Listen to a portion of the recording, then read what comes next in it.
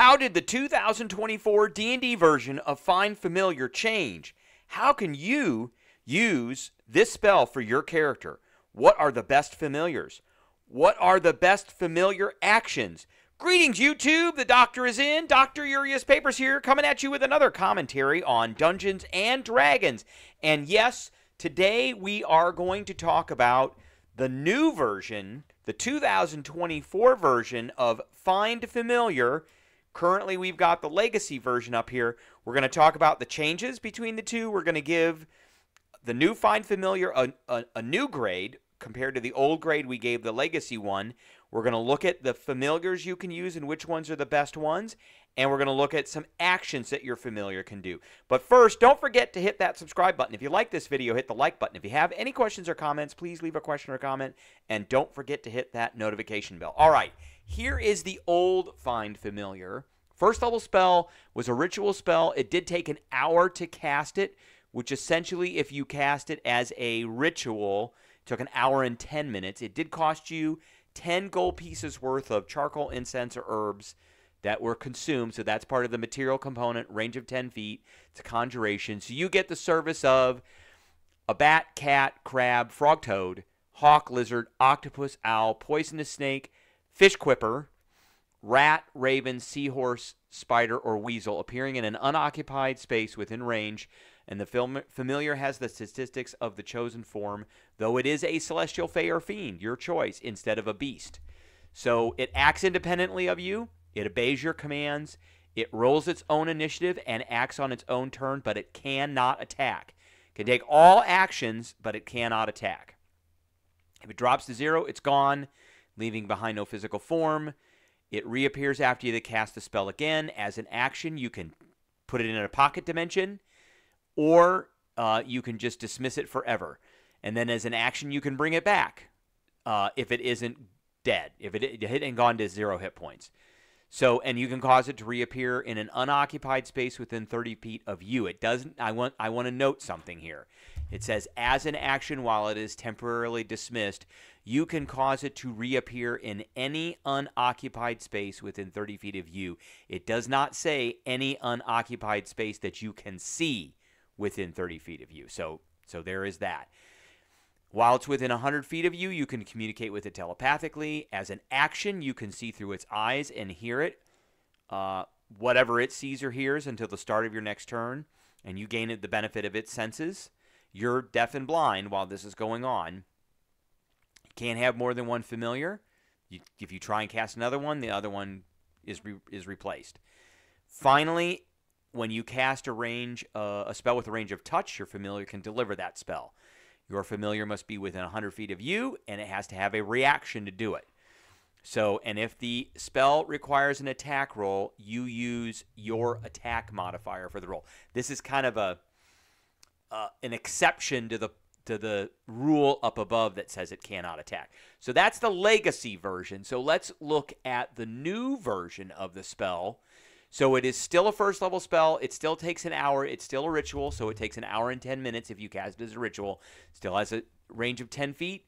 Still is verbal, somatic, and material. The material component is incense. Now it's just incense, worth 10 or more gold pieces.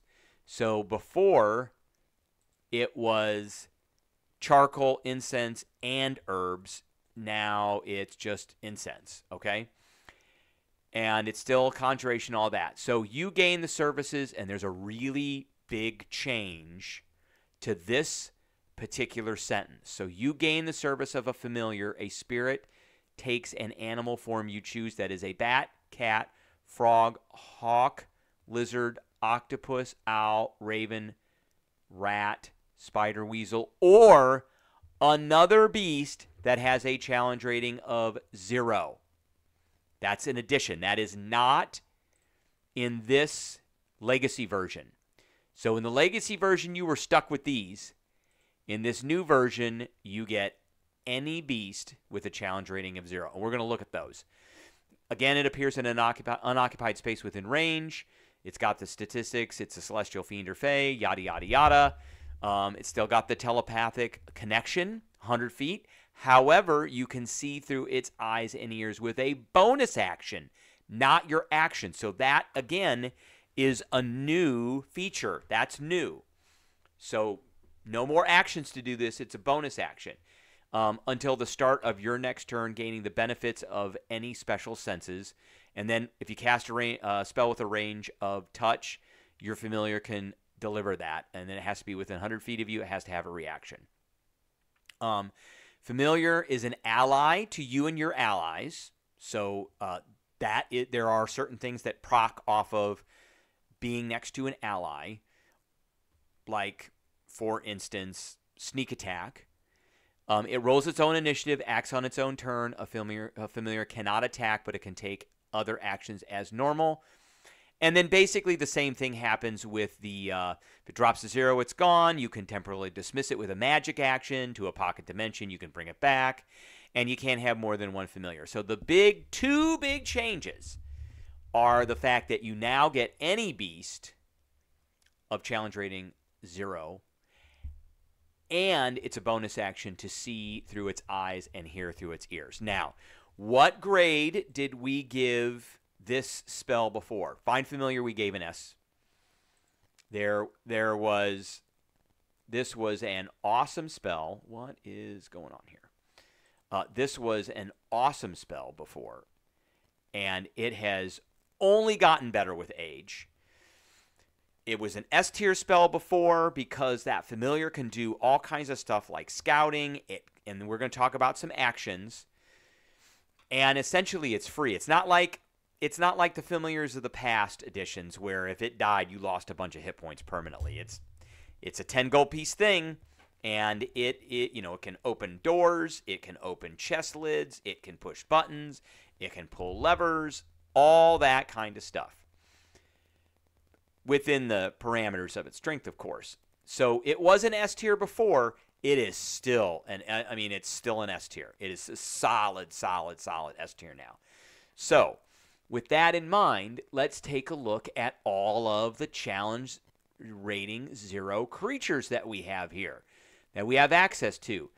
Almirage. So that was from Tomb of Annihilation. It has dark vision. It has a pretty good perception. It's got a pretty good stealth. It has advantage on wisdom checks that rely on hearing or sight with its dark vision. So that's pretty good. So you get advantage with a +4. That's not bad. Its movement, its speed is 50. That's really good. It's small. It's not tiny, but it's small. It doesn't have a lot of hit points. A lot of these things don't have a lot of hit points, and it's got a 2 strength. So it doesn't have opposable thumbs or any of that. You can get a baboon who has an 8 strength. It has pack tactics.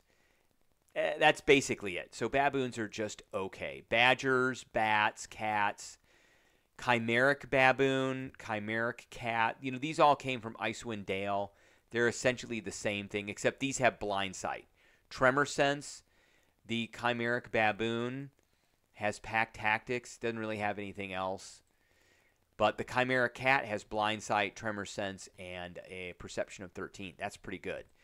Chimeric fox, keen hearing, chimeric creation. These are all beasts. So we go down to crab was a thing. Cranium rat is now a legacy, so that's kind of gone. There's a deer, strength of 11. It doesn't have opposable thumbs. It has a bite attack, which isn't great. You can get an eagle. Look at that, an eagle. It's got a strength of 6. It's got keen sight with a perception of +4, and it's got a talon attack, which it can attack. But it does have pretty good sight, and it's got a fly of 60. You get the flying monkey. This is one of my favorite ones out of Tomb of Annihilation. It's got a fly speed of 30. It does have pack tactics, but that only applies to it. And it's got opposable thumbs, so it can actually open doors and things like that, which is pretty good. So you can have it go and open a door. You can have it open a chest. You can have it pull a lever, push a button, all those kinds of things. It is a small beast. It doesn't have the greatest strength in the world, but an 8 strength is still pretty good, and it's not tiny. It's small. And then we go to page number 2. We got foxes, frogs, giant fire beetle. That has 4 hit points. It's got blind sight 30 feet. So you get blind sight. So there's a bunch of creatures now that are open to this. Giant fly. That has a fly speed of 60. That's basically it. You got goats, you got hares, hawk. We got hawk before. Hyena. That's just okay.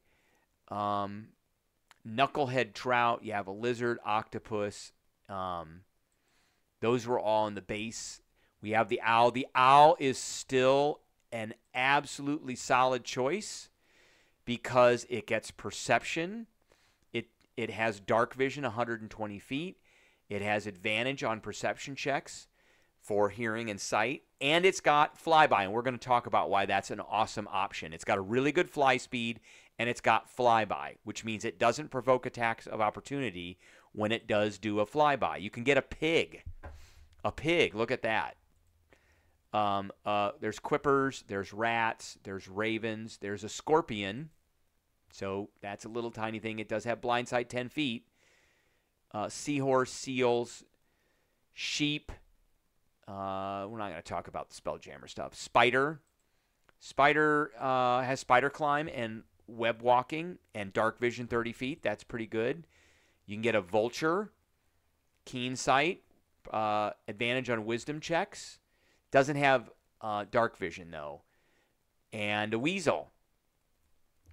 So, and then I think that's it. I think weasel is the last thing. The weasel is the last one. So which one of these are the best ones? Well, I would say any one of these that has blind sight or tremor sense or anything like that, like I believe the bat. The bat has blind sight 60 feet, and fly speed of 30. So anything that's got a fly speed, anything that's got blind sight, anything that might have opposable thumbs, like the cat doesn't have any of that stuff, and it doesn't even have dark vision. I can't count how many times in campaign 2 of Critical Role where they bring a cat forward and they forget that it doesn't have dark vision.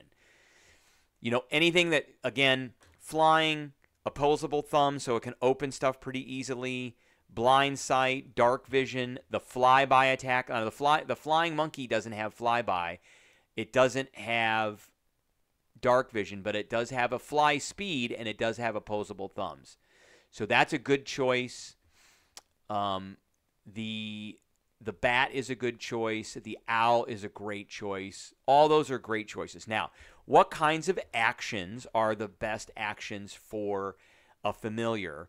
Particularly this one, the help action, which really hasn't changed. So when you take the help action, you do one of the following.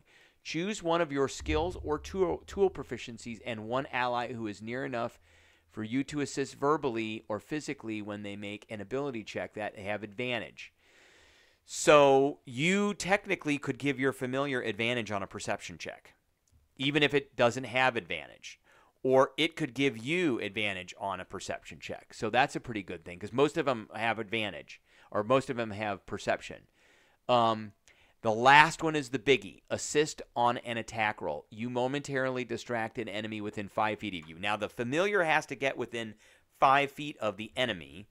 But, again, with the owl, that's not hard because the owl, we go back down here to the owl has the flyby, which means it can fly in, get within 5 feet, do the help action, which triggers, and then it can fly away, and it doesn't provoke any attacks of opportunity when it does that.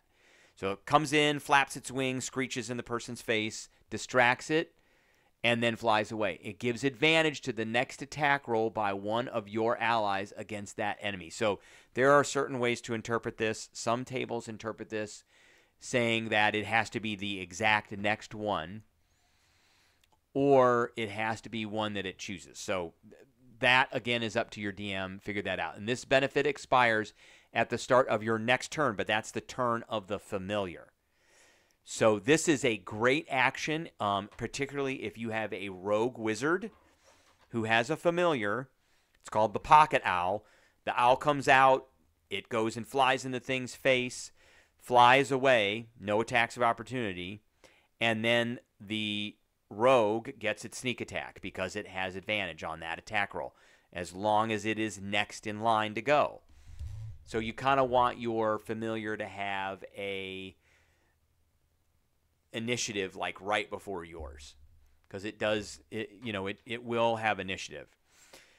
And you can't, so that there is that. So that is a great thing. Now, another great action that your familiar can do is it can do touch spells.